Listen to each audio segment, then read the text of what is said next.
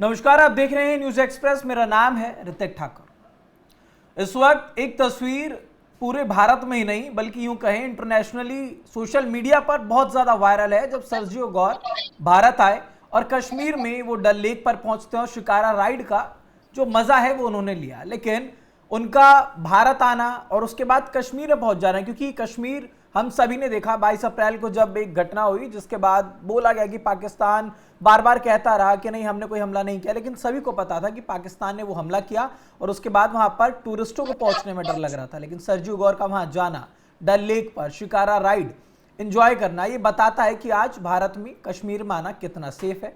वहीं दूसरी तरफ आप घाटी की दूसरी तरफ देखेंगे तो पीओजेके का जो हाल है पाकिस्तान में वो हम सभी देख रहे हैं। और सर्जियो गौर ने सिर्फ शिकारा राइड ही एंजॉय नहीं की, उन्होंने भारत में आने के बाद ये तक बता दिया कश्मीर में बैठ करके कि कश्मीर भारत का अभिन्न अंग है।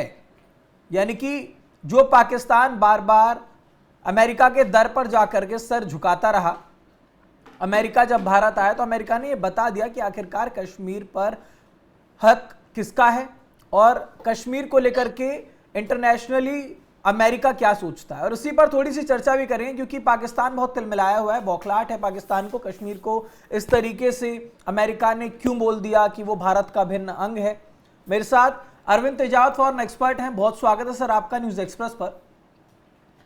आपसे थोड़ा सा ही समझना चाहेंगे सबसे पहले तो कि कश्मीर में आकर के अगर सर्जियो गौर ने कह दिया कि भारत का अभिन्न अंग है कश्मीर, तो इसमें तिलमिलाहट कैसी? उन्होंने तो जो दूतावास है उनको तलब कर लिया, बुला लिया कि भाई ऐसा क्या हो गया कि वहां पर जाकर के कश्मीर को लेकर के अमेरिका ने ऐसा बोल दिया है। बहुत दुख हो रहा है पाकिस्तान को। ऋतिक साहब, आपकी बात बिल्कुल ठीक है। इसका कारण यह है कि सर्जियो गौर केवल भारत में अमेरिका के राजदूत नहीं है। वो दक्षिण एशिया और सेंट्रल एशिया, इन दोनों ही जो रीजन्स हैं उनके भी इंचार्ज हैं। और क्योंकि उनका हेड ऑफिस न्यू दिल्ली में है तो वो यहाँ बैठते हैं। तो प्रेसिडेंट ट्रंप के ये काफी करीबी है और खासकर सेंट्रल एशिया और साउथ एशिया को लेकर उनकी राय काफी अहमियत रखती है। इसलिए पाकिस्तान का तिलमिलाना वाजिब है। पर हमें ये देखना होगा शांति से कि जो सर्जियो गौर ने जो बोला है, क्या वह अमेरिका का स्टैंड होने जा रहा है। और अगर ये अमेरिका का स्टैंड होने जा रहा है तो ये अमेरिका के पूर्ववर्ती रुख से काफी अलग होगा। पर भारत को कोई फर्क नहीं पड़ता है, क्योंकि भारत को कश्मीर को भारत का अभिन्न हिस्सा बनाने के लिए या बताने के लिए किसी तीसरे पक्ष या किसी तीसरे देश के वैलिडेशन की जरूरत नहीं है। इसलिए भारत को कोई खास चिंता नहीं है। भारत केवल सकता है कि अमेरिका अपने व्यवहार में परिवर्तन ला रहा है, अपना जो स्टैंड है जो दशकों से चला आ रहा है उसमें परिवर्तन आ रहा है। तो ये अच्छा है और खासकर कश्मीर के पर्यटन के लिए खुशखबरी है। हालांकि अब सर्दियां आने वाली है, पर जब भी वहां मौसम ठीक होगा तो बहुत सारे विदेशी पर्यटक और भारतीय पर्यटक जाएंगे, जो एक अच्छा संदेश होगा। ऋतिक साहब जी। ठीक है, लेकिन इस वक्त जब सर्जियो गौर कश्मीर आए थे तो वो वक्त भी कहीं ना कहीं ये कहा जा सकता है, क्योंकि लोहा जब गर्म होता है और तब उसके ऊपर हथौड़ा मारते तो शायद टूटने की जो क्या कहते हैं उसको, अगर ये कह लें लोहे के ऊपर अगर हम हथौड़ा मारे तो टूटता बहुत जल्दी है। अब पीओजेके का जो हाल है फिलहाल पाकिस्तान में वो हम सभी देख रहे हैं और उसी वक्त आकर के कश्मीर को लेकर के शायद सर्जियो गौर ने जो बयान दिया है तो ये मान सकते हैं ना कि तिलमिलाहट मेन है ही इसलिए क्योंकि पाकिस्तान के मंत्री कह देते हैं कि अब पीओजेके को हमें सच में आज़ाद कर देना चाहिए, हमसे संभल नहीं रहा है। तो इस वजह से ये तिलमिलाहट हो, क्योंकि जो लेटर जारी किया है इसमें तो साफ साफ लिखा है कि incorrect statement regarding the status of the disputed territory. बिल्कुल ऋतिक साहब, बिल्कुल आपने ठीक बोला है। दरअसल हमें चीजों को समझने की जरूरत है। पहली बात ये कि उन डिप्लोमेट्स जो काफी उम्र दराज हैं और जो इंदिरा जी के साथ और नेहरू जी के साथ काम कर चुके हैं, तो उनका ये साफ साफ कहना था कि भारत क्योंकि एक सेकुलर कंट्री है तो केवल धर्म के आधार पर पाकिस्तान का कश्मीर पे दावा करना, कश्मीर घाटी पे दावा करना बिल्कुल भी ठीक नहीं कहा जा सकता। क्योंकि भारत तो ऐसे उन तमाम धर्मों और संस्कृतियों के मिलाप का देश है, चाहे वो उत्तर पूर्व हो या दक्षिण भारत का हिस्सा हो, या तमाम ऐसी जगह हैं भारत में जहां हिंदू बहुमत में नहीं है तो इसलिए पाकिस्तान का ये कहना कि वहाँ मुस्लिम आबादी ज्यादा है इसलिए वह पाकिस्तान का हिस्सा होना चाहिए, किसी भी तरीके से जस्टिफाई नहीं कहा जा सकता है। भारत ने शुरुआत से ही यही कहा है। और अब जो पाकिस्तान ऑक्युपाइड कश्मीर है, वहां के लोग भी इस चीज को बड़ी ही शिद्दत से महसूस कर रहे हैं।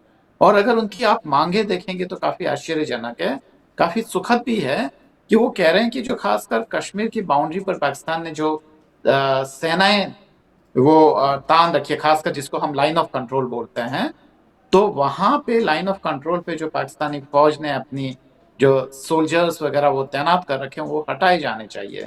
फिर वो ये कह रहे हैं कि जैसे भारत के कश्मीर में और लद्दाख में एक तरीके के विकास की बयार है, जैसा कि वहां पे बड़े बड़े टनल्स हैं, वहां पे अच्छी संचार व्यवस्था है, सब कुछ ठीक है, वैसा का वैसा सुविधाएं हमें भी चाहिए।